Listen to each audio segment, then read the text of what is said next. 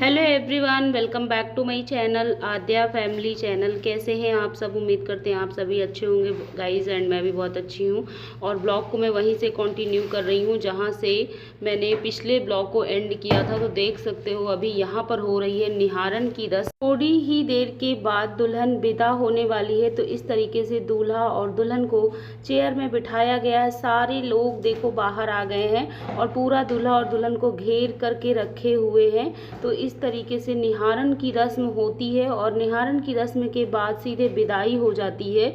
तो बस दुल्हन थोड़ी ही देर में विदा होने वाली है। और इस टाइम पे ना इतना ज़्यादा इमोशनल टाइम होता है, ये इतना ज़्यादा इमोशनल कि हर किसी की आंख में इस समय आंसू है। हर कोई रो रहा है, क्योंकि कितना भी हो बेटी की विदाई ना बेटी की विदाई ही होती। किसी भी माता पिता के लिए ना ये सबसे कठिन समय होता है। तो बस अब बिट्टू जो है वो विदा ही होने वाली है थोड़ी देर के बाद। और देख सकती हूँ मौसी के गले लगी हुई है, रो रही है और अपने हाथ में सिंदूरा लेकर के उसने रखा हुआ था। तो वही सिंदूरा अभी किसी और ने शायद पकड़ लिया है। और मतलब बिट्टू बहुत ज़्यादा ही रो रही है। तो यहाँ पर जो नाउन है उसने पकड़ लिया था सिंदूरा।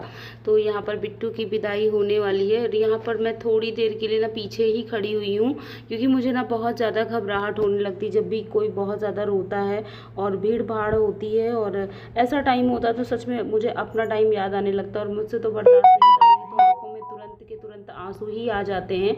इसलिए मैं थोड़ा सा पीछे ही खड़ी हुई हूँ।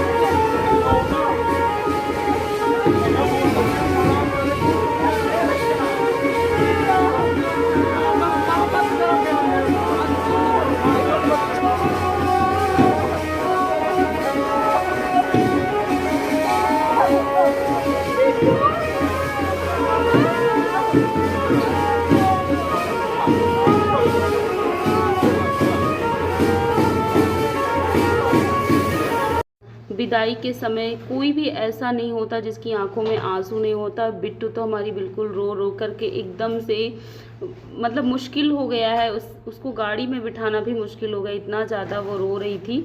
और सब लोग, दोनों उसके भाई प्रांशु, मोहित और मामा हमारे पकड़े ही हुए हैं।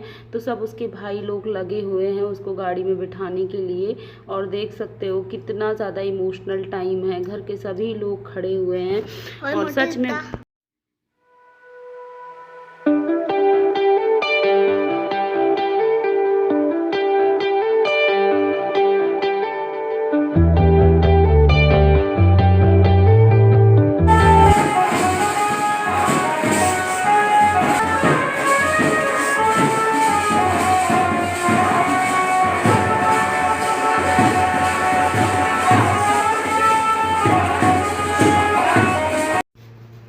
और देख सकते हो बिट्टू की विदाई हो चुकी है, कार बाहर जा चुकी है। और यहाँ पर सभी लोग उसके पीछे पीछे, बाराती जितने थे वो सारे विदा हो रहे हैं। और घर के लोग भी गेट तक सभी गए हुए हैं। और यहाँ पर देख सकते हो सबका रोना धोना चल रहा है। सारी मौसियाँ, मम्मी, सभी लोग, मतलब सबका ना अभी रोना ही, आंखों में सबके आंसू ही हैं। और बस बिट्टू की कार जो बाहर ही खड़ी हुई, क्योंकि कुछ एक दो रस्में हैं जो बची हुई हैं। तो एक तो वो है कि दूल्हे राजा आते हैं अपनी सासू माँ से मिलने, वो रस्म है, तो इसलिए गाड़ी रोकी गई है। और दूसरी जो समधी जी आते हैं मंडप को हिलाने, तो वो वाली रस्म बाकी है। तो अभी समधी जी आएंगे मंडप हिलाने के लिए। और देख सकते हो यहाँ मामा लोग, सब लोग जो है वो खड़े हुए हैं बाहर। और चलो अभी हम लेकर चलते हैं, आपको दिखाते हैं कि समधी जी कैसे आए हुए हैं मंडप हिलाने, और कैसे जो है समधनों ने उनके पैरों में रंग लगाया और किस तरीके से समधी जी ने मंडप हिलाया। और ये देखो बिट्टू हमारी विदा हो चुकी है, विदा होने के बाद बैठी हुई है कार में। तो चलते हैं हम लोग, और अब आपको लेके चलते हैं सीधे मंडप के पास। और यहाँ पर सब धीरे धीरे विदा हो रहे हैं, सब अपनी अपनी गाड़ियों से निकल रहे हैं, क्योंकि गेस्ट हाउस में लड़की के विदा होने के बाद किसी के रुकने का सवाल ही नहीं उठता। तो हम आ गए हैं यहाँ पर, देख सकते हो सारे जितने भी समधी हैं सभी अपने मोजे वगैरह निकाल रहे हैं, क्योंकि उनके पैरों में लगाया जाएगा रंग, जो कि उनकी समधन लोग लगाती हैं। तो बिट्टू के यहाँ चारों ससुर बैठे हुए हैं, देख सकते हो 4 ससुर जी हैं बिट्टू के। उसके बाद हम घर आ गए हैं। तो यहाँ पर देख सकते हो गेस्ट हाउस से जो सामान बचा हुआ था वो सारा सामान घर आ गया है। तो यहाँ पर कुछ सब्जियाँ वगैरह, और इन डब्बों में है रसगुल्ले जो कि गेस्ट हाउस में बचे हुए हैं। और देख सकते हो सब बैठे हुए हैं, मामी भी बैठी हुई हैं, मौसी भी बैठी हुई हैं, और सारे लोग बैठे हुए हैं। जो बचा कुचा सामान है, पीछे मौसी जो है वो लेट गई हैं, क्योंकि किसी को ना होश हवास नहीं है। पिछले 2-3 रातों से सब जग रहे हैं, और कल की जो रात थी तो वो पूरी ही सभी लोग जागे हैं। तो जिस कारण से ना सबकी हालत एकदम ख़राब हो गई है। और यहाँ पर जो मम्मी की बुआ जी हैं वो भी बैठी हुई हैं, तो वो अपना कुछ बोल रही हैं, कुछ बताती जा रही हैं कि ऐसे ऐसे करो। और यहाँ पर देख सकते हो मौसी भी हमारी आकर के बैठ गई हैं, क्योंकि सब एकदम ना सबकी हालत एकदम ख़राब हो रखी है। और अभी ना हो रहा है दोपहर के बाद का समय, 3 साढ़े 3 बज रहे होंगे। तो सारे लोग बैठे हुए हैं, और लड़की के विदा होने के बाद भी कुछ रस्में होती हैं, जैसे माई सिराना, तो अभी वो रस्म शाम तक करी जाएगी। और ऐसा बोला जाता है कि जिस दिन लड़की की विदाई होती है उसी दिन वो वाली रस्म करी जाती है। तो आपने मायन वाले ब्लॉग में देखा होगा कि लड़की के विदा होने से पहले जब मायन वाले दिन माई पहले पीस करके बनाई गई हैं, जो कि घर परिवार की औरतों ने बनाया था। और उसके बाद फिर माई जो है वो आज के दिन सिराई जाएंगी। तो यहाँ पर देख सकते हो सब लोग बैठे हुए हैं, और कुछ लोग लेटे हुए हैं, कुछ लोग बैठे हुए हैं, क्योंकि एकदम सबकी ना थकान भर गई है आँखों में, सब थके हुए हैं।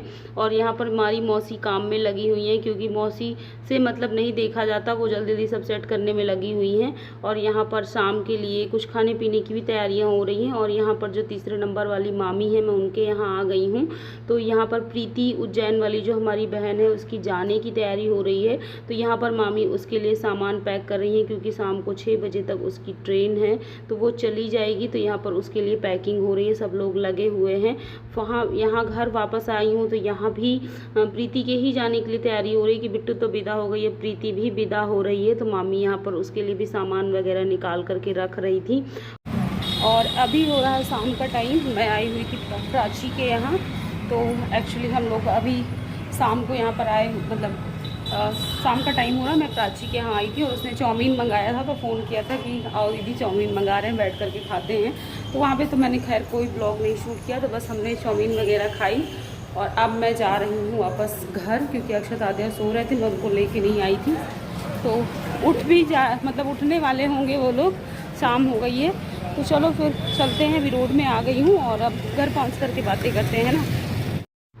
और शादी के बाद यहाँ पर हो रही है माई सिराने की रस्म। तो माई सिराने की रस्म को करने के लिए यहाँ पर बहुएं, सपना हो गई, आंचल हो गई, और वंदना हो गई, सारी बहुएं आ गई हैं, सास लोग भी आ गई, यानी मामी लोग भी आ गई हैं। और पहले ऐसे झुक करके टोकरी को खिसकाते हुए बाहर की तरफ ले करके जा रही हैं, देख सकते हो, ये भी रस्म का हिस्सा है। तो ऐसे ही होता है, रस्मों जिस तरीके से रस्में होती आई हैं उसी तरीके से रस्में करी जाती हैं। तो देख सकते हो, इसको ले करके मंडप के नीचे लेके गई हैं, और बस इसके बाद ना फिर यहाँ से ये लोग लेकर के इसको जाएंगी तालाब के किनारे, और वहीं पर ये विसर्जन होगा। वहीं पर माई जो है वो सिराई जाएंगी। एक्चुअली उसको विसर्जन बोला जाता है, मतलब हमारे ननिहाल साइड सिराना बोलते हैं। और देख सकते हो अभी शाम का बिल्कुल समय है, कुछ लोग बाहर बैठे हुए हैं, और कुछ लोग जो है यहाँ पर खड़े हुए माई सिराने जाने के लिए। और माई सिराने की जो रस्म होती है वो बुआ करती हैं। तो बुआ कलश को ले करके, कलश को सिर पर रख करके तालाब के किनारे तक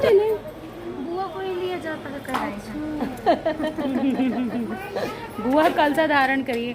और अभी माई सिराने की, ये देखो वंदना गाना गा रही है माई और सिर पे फोड़ा भी जाएगा। तो बस माई सिराने की रस्म होने वाली है और बुआ जो है वो कलसा लेने जा रही हैं। और यहाँ पर सारे लोग तैयारे हुए हैं, सारे घर के लोग हैं, जितनी भी बहुएं हैं सब हैं। और इधर मौसी लोग भी खड़े हुए हैं सब लोग। बहुत काला चेहरा आ रहा है ना, सब काले काले से दिख रहा है आप लोगों को, क्योंकि शाम का टाइम है, लाइट का इशू है, जिसकी वजह से हम सबका चेहरा अजीब अजीब सा लग रहा है। तो इग्नोर करिएगा आप लोग। और इधर देख सकते हो सारे लोग तैयार हैं। और अब दो बुआ तो गायब हैं, यानी हमारी जो छोटी वाली मौसी हैं वो आराम से सो रही हैं और मम्मी ने घर की कमान संभाल ली है। मामी के साथ वो सामान सेट करवाने में, सबकी विदाई करवाने में लगी हुई हैं। तो बचती हैं हमारी बीच वाली मौसी, और बीच वाली मौसी क्या बड़ी मौसी बोलूं तो वो बची हुई हैं और उन्हीं को ये भारी भरकम काम सौंपा गया है। तो देख सकती हो मौसी के सिर पर इस तरीके से कलश रख दिया गया है मिट्टी का, और 1 से 2 किलोमीटर तक ऐसे ही पैदल चल करके जाना है उनको।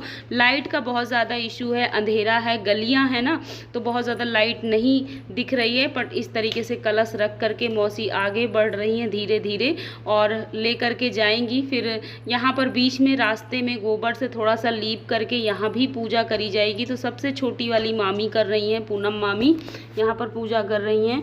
और आज हम लोग रुक गए, वैसे आज ही हमें वापस निकल जाना था, लेकिन आज हम लोग रुक गए क्योंकि इतनी ज़्यादा थकान सबको हो गई थी कि किसी का भी जाने का मन नहीं किया। तो चलो वीडियो का एंड करते हैं। पसंद आया हो तो लाइक शेयर और सब्सक्राइब कर लीजिएगा। मिलते हैं नेक्स्ट ब्लॉग में, तब तक के लिए बाय बाय।